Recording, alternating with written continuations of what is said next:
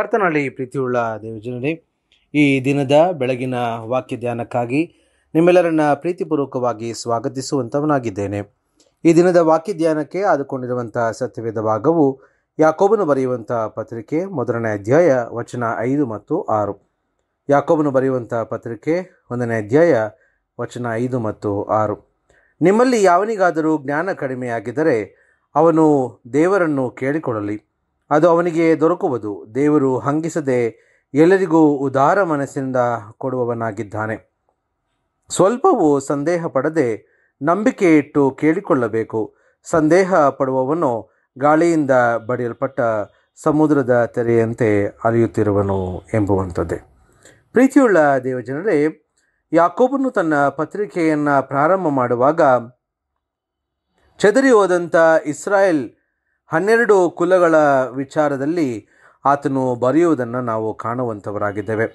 ಬರೆಯುವಂಥ ಸಂದರ್ಭದಲ್ಲಿ ಆತನ ಆಲೋಚನೆ, ದೇವರು ತನ್ನ ಜನರನ್ನು ತನಗೆ ಆಲೋಚನೆಯನ್ನು ಅವರಿಗೆ ಬೇಕಾದಂಥ ಜ್ಞಾನವನ್ನು ಆತನು ಹಂಗಿಸದೆ ಕೊಡುವಂಥವನು ಆಗಿದ್ದಾನೆ.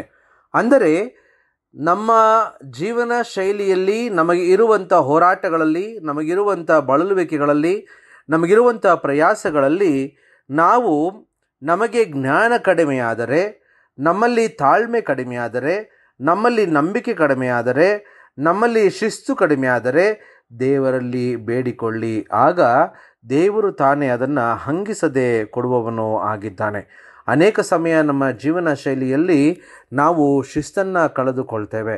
ಯಾವಾಗ ನಾವು ನಮ್ಮ ಜೀವನ ಶೈಲಿಯಲ್ಲಿ ಶಿಸ್ತನ್ನು ಕಳೆದುಕೊಳ್ತೇವೋ ಆಗ ನಮಗೆ ಬರಬೇಕಾದಂಥ ಜ್ಞಾನ ಅದು ಕಡಿಮೆಯಾಗುವುದಕ್ಕೆ ಪ್ರಾರಂಭವಾಗ್ತದೆ.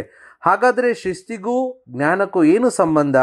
ಯಾಕಂದರೆ ಮಾನವನು ಶಿಸ್ತಿನ ಮೂಲಕವಾಗಿ ತನ್ನ ವ್ಯಕ್ತಿತ್ವವನ್ನು ಆತನು ರೂಪಿಸಿಕೊಳ್ಳುವುದನ್ನು ಆತನು ಯಾವಾಗಲೂ ಅವಲಂಬಿಸಬೇಕಾಗಿರುವಂಥದ್ದು. ಯಾಕಂದರೆ ದೇವರು ಶಿಸ್ತಿನ ಮೂಲಕವಾಗಿ ಜ್ಞಾನವನ್ನು ಒದಗಿಸಿಕೊಡುವ ಆತನು. ಆದ್ದರಿಂದ ಆತನು ಹೇಳುವಂಥದ್ದು, ನಿಮ್ಮಲ್ಲಿ ಯಾರಿಗಾದರೂ ಜ್ಞಾನ ಕಡಿಮೆ ಆದರೆ ಅವನು ದೇವರನ್ನು ಕೇಳಿಕೊಳ್ಳಲಿ, ಅದು ಅವನಿಗೆ ದೊರಕುವುದು. ದೇವರು ಹಂಗಿಸದೆ ಎಲ್ಲರಿಗೂ ಉದಾರ ಮನಸ್ಸಿನಿಂದ ಕೊಡುವವನು ಆಗಿದ್ದಾನೆ. ಅಂದರೆ ದೇವರು ಜ್ಞಾನವನ್ನು ಯಾರಿಗೂ ಕಡಿಮೆ ಮಾಡುವುದಿಲ್ಲ. ಅದನ್ನು ಬೇಡುವವರಿಗೆ, ಅದನ್ನು ಆಶಿಸುವವರಿಗೆ, ಅದನ್ನು ಇಚ್ಛಿಸುವವರಿಗೆ ದೇವರು ಉದಾರವಾಗಿ ಆ ಜ್ಞಾನವನ್ನು ಒದಗಿಸಿಕೊಡುವಾತನಾಗಿದ್ದಾನೆ. ಆದರೆ ಆ ಜ್ಞಾನವನ್ನು ಪಡೆದುಕೊಳ್ಳುವಾಗ ನಾವು ಏಕ ಮನಸ್ಸಿನಿಂದ ಮುಂದೆ ಹೋಗಬೇಕು. ಸಂದೇಹ ಪಡದೆ ನಂಬಿಕೆ ಇಟ್ಟು ನಮ್ಮ ಪ್ರಯಾಸಗಳ ಮೇಲೆ ನಾವು ಬಲವಾದಂಥ ನಂಬಿಕೆಯನ್ನು ಇಟ್ಟು ಮುಂದೆ ಹೋಗುವಂಥದ್ದಾಗಬೇಕು. ಯಾವಾಗ ನಾವು ಸಂದೇಹ ಪಟ್ಟು ಚಂಚಲರಾಗಿ ಬಿಡ್ತೇವೋ ಆಗ ನಮಗೆ ದೇವರ ಒಂದು ಜ್ಞಾನದ ಕೊರತೆ ಉಂಟಾಗುವುದನ್ನು ನಾವು ನೋಡುವಂಥವರಾಗಿದ್ದೇವೆ. ಸಂದೇಹ ಪಡುವವನು ಗಾಳಿಯಿಂದ ಬಡಿಯಲ್ಪಟ್ಟ ಸಮುದ್ರದ ತೆರೆಯಂತೆ ಅಲಿಯುತ್ತಿರುತ್ತಾನೆ. ಅಂದರೆ ಸಮುದ್ರದ ತೆರೆಗಳು ಅದು ಬರುವಂಥದ್ದು ಹೋಗುವಂಥದ್ದು ಗಾಳಿ ಬಂದಾಗ ಮಾತ್ರ ಅದು ಬರುವಂಥದ್ದು. ಗಾಳಿ ಹಿಂಪಡೆಯುವಾಗ ಅದು ಹಿಂದೆ ಹೊರಟು ಹೋಗುತ್ತೆ.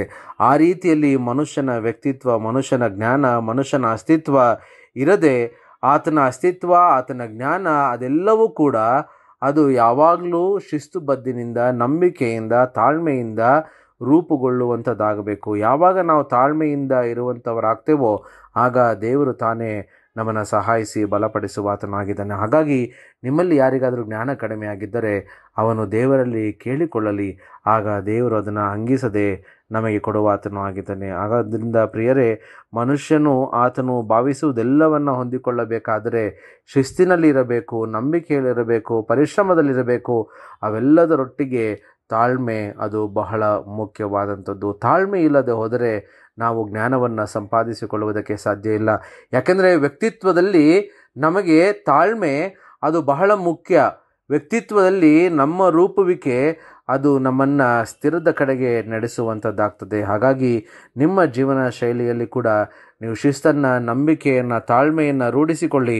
ಆಗ ದೇವರು ತಾನೇ ನಿಮಗೆ ಎಲ್ಲವುಗಳನ್ನು ಅನುಗ್ರಹ ಮಾಡಿಕೊಟ್ಟು ನಿಮ್ಮನ್ನು ಸಹಾಯಿಸಿ ಬಲಪಡಿಸುವಾತನು ಆಗಿರುತ್ತಾನೆ. ಆಮೇನ್. ಈ ಕಾರ್ಯಕ್ರಮದ ಬಗ್ಗೆ ನಿಮ್ಮ ಅಭಿಪ್ರಾಯ, ಸಲಹೆಗಳು ಹಾಗೂ ಯಾವುದೇ ಪ್ರಾರ್ಥನಾ ಮನವಿಗಳಿದ್ದಲ್ಲಿ ನಮ್ಮ ದೂರವಾಣಿ ಸಂಖ್ಯೆಗೆ ನೀವು ಕರೆ ಮಾಡಬಹುದು. ನಮ್ಮ ದೂರವಾಣಿ ಸಂಖ್ಯೆ 9902606453. ನಿಮ್ಮ ಅಭಿಪ್ರಾಯಗಳನ್ನು ಇಮೇಲ್ ಮೂಲಕವೂ ನಮಗೆ ತಿಳಿಸಬಹುದು.